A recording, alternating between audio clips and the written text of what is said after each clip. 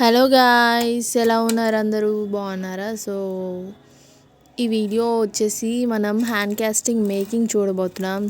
ఎవరిది ఏంటి అంటే ఇది మా మమ్మీ డాడీది. వాళ్ళ యానివర్సరీ కోసం మా బ్రదర్ అండ్ నేను కలిసి వాళ్ళని గిఫ్ట్ చేసామన్నమాట హ్యాండ్ కాస్టింగ్ అని. ఫస్ట్ టైం మేము ఈ ఎక్స్పీరియన్స్ని ఫేస్ చేస్తున్నాం. బట్ ఎలా వచ్చింది ఏంటి అన్నది మీరు వీడియోలో చూడొచ్చు.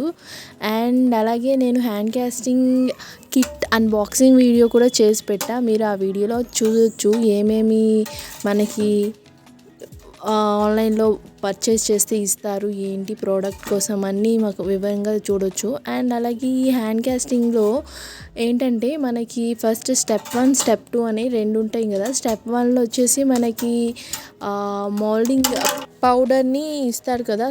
మనకి వాళ్ళే బకెట్ కూడా ప్రొవైడ్ చేస్తారు. అందులో మనం 2.5 ml వాటర్ తీసుకోవాలి.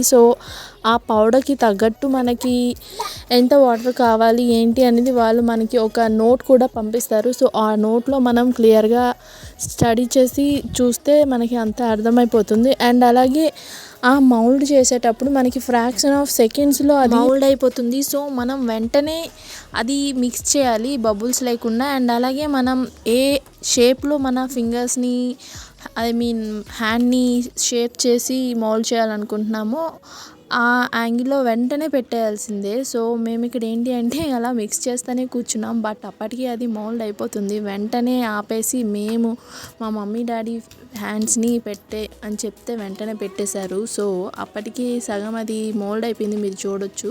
బట్ ఫైనలీ మేము ఏంటంటే బాగా మిక్స్ చేసాం కాబట్టి బబుల్స్ లేకుండా మాకు అవుట్పుట్ అనేది బాగా వచ్చింది. బట్ మీరు మాత్రం ఆ మిస్టేక్ చేయొద్దు. వితిన్ సెకండ్స్లో అది వెంటనే మిక్స్ చేసి కంపల్సరీగా హ్యాండ్స్ పెట్టేయాల్సిందే.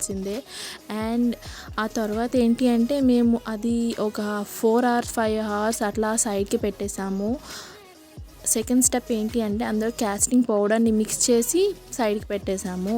కాస్టింగ్ పౌడర్ చాలా స్మూత్గా ఉంటుంది. మీకు ఒక కప్లో ఆ పౌడర్ని తీసుకొని మీకు తగినంత వాటర్ని మిక్స్ చేస్తూ నెక్స్ట్ కలిపిన పౌడర్ ఏంటి అయితే ఉంటుందో అది ఆ షేప్లో మౌల్డింగ్ షేప్లో మీరు వేయడమే. అండ్ నెక్స్ట్ ఏంటి అంటే అది అట్లీస్ట్ చెప్పాను కదా, మీరు 6 hours అయినా ఉంచితే మీకు బెస్ట్ రిజల్ట్ అనేది వస్తుంది. అండ్ నెక్స్ట్ అది మీరు క్లియర్గా తీసి చూసుకోవాలి.